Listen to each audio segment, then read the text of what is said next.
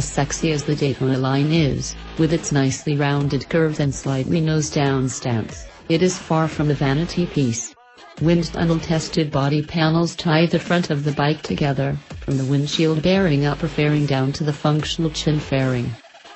Although the Daytonas present a fair entry point to penetrate the air, those panels quickly taper off to nothing, leaving the rear end of the bike looking much more like a naked bike. Fitting, considering that the 675 was originally designed as a full-on naked ride and the fairings got added later in the process.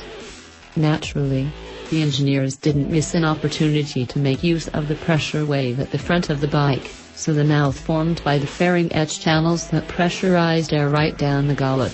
Make no mistake, the air isn't any more powerful in the base Daytona. They both run the exact same engine, but some variations in the suspension make it a bit more track-friendly, and some carbon fiber trim and other small details set it apart visually from the base model just a bit.